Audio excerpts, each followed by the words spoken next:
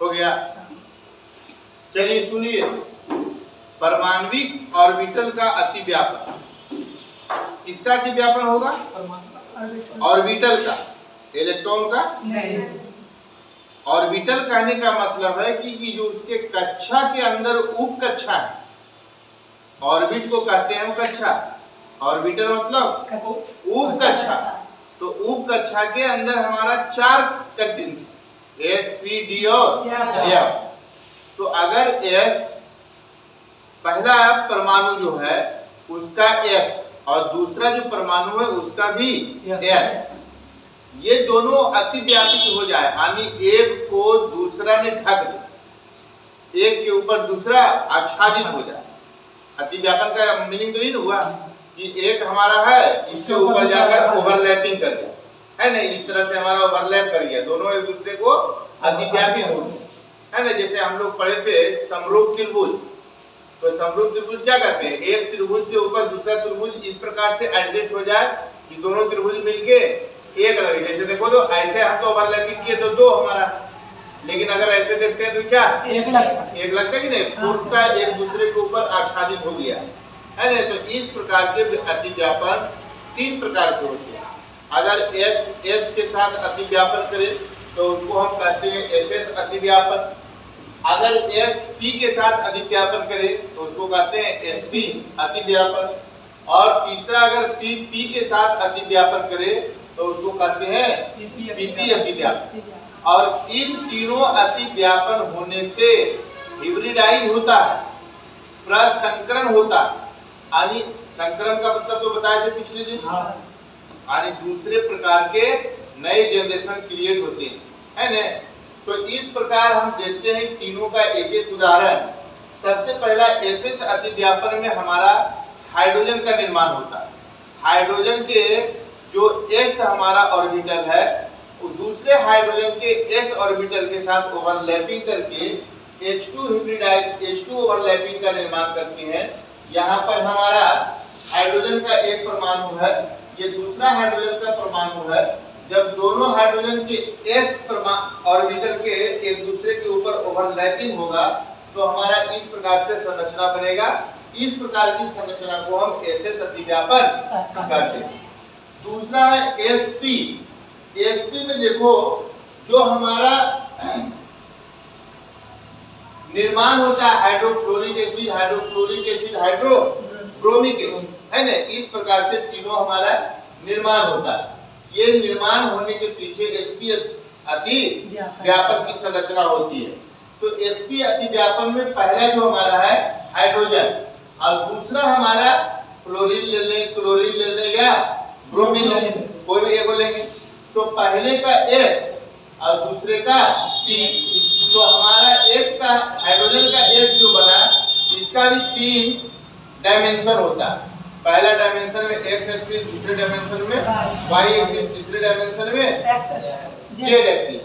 तो इसका X के साथ ओवरलैप करेगा, Y के साथ ओवरलैप करेगा और Z के साथ ओवरलैप करके इस प्रकार का संरचना जो बनाएगा इसको कहते हैं SP ओवरलैपिंग, ठीक है। अब तीसरा जो हमारा PP अतिव्यापन है, इस PP अतिव्यापन को समझने के लिए हम देखते हैं कि जितना भी द्विपरमाणविक क्लोरीन, ब्रोमीन, आयोडीन, फ्लोरीन, ये सब क्या द्विपरमाणविक है, यानी 2 परमाणु मिलकर एक अणु का निर्माण करता है। Cl2, Br2, F2, ये हमारा द्विपरमाणु जो संरचना है उसमें एक एग्जांपल लेते हैं क्लोरीन। क्लोरीन का जो हमारा इलेक्ट्रॉनिक विन्यास है उसको हम देखते हैं तो पाते हैं कि क्लोरीन होगा 2, 8, 7। पहला कक्षा में 2, दूसरे कक्षा में 8, तीसरे कक्षा में 7। तो 2, 8, 7 को हम सब ऑर्बिट में जब बांटेंगे तो पहले ऑर्बिट में आएगा 1s2, दूसरे ऑर्बिट में जाएगा 2s2, 2p6, तीसरे ऑर्बिट में जाएगा 3s2, 3p5। तो यहाँ का सारा हमारा ऑर्बिट तो फुलफिल है, जिसमें जितना इलेक्ट्रॉन चाहिए उतना इलेक्ट्रॉन वहां पर मौजूद है। लेकिन यहाँ पर 3p5 में एक इलेक्ट्रॉन हमारा घट रहा है। इसका मतलब है कि वो ज्यादा एक्साइटेड होगा, वो अपना इलेक्ट्रॉन पूर्ण करने के लिए उत्तेजित होगा और उत्तेजित होने के लिए ओवरलैप करेगा। ओवरलैप करने की स्थिति में यहाँ पर क्लोरीन का जो हमारा इलेक्ट्रॉन है 3p का, वो 3p का भी हमारा p का 3 डायमेंशन बनेगा, sp xy और z। दूसरे क्लोरीन का भी बनेगा xy और देखो यहाँ पर 3px 3y और pz, तीनों तीसरे का है। 3p का ही है, 3p का ही x है, 3p का ही y है और 3p का ही z है।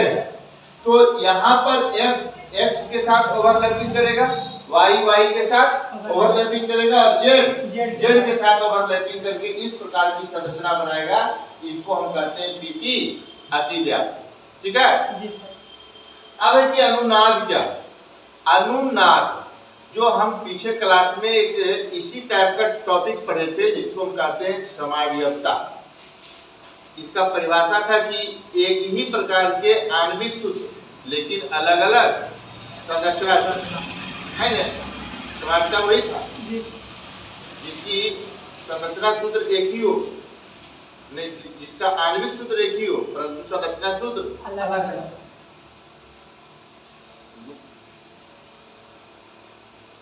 समावयवता में क्या कहते थे? हाँ ये बात। लेकिन यहाँ पर कह रहा है कि एक ही प्रकार के अनुसूत्र और उसको लिखने का तरीका क्या हो? अलग अलग हो। जैसे इसको काट देना, बेंजीन, बेंजीन का सूत्र होता है C6H6। 10th क्लास में हल्का सा झलक मिला था इसका। बेंजीन का सूत्र होता है C6H6 और इस संरचना को बनाने के लिए वैज्ञानिक लोग बहुत परेशान थे। हमारे पास तो आज लाखों की संख्या में ऑर्गेनिक कंपाउंड है और जितने भी ऑर्गेनिक कंपाउंड हैं उन सारे ऑर्गेनिक कंपाउंड का आणविक सूत्र भी है और संरचना सूत्र भी है। तो सारा संरचना सूत्र बन रहा था। एल्केन का संरचना सूत्र अलग है, एल्कीन का संरचना सूत्र अलग है, एल्काइन का संरचना सूत्र अलग है। हम लोग पढ़े भी हैं कि हमारा जब एकल बंधन द्वारा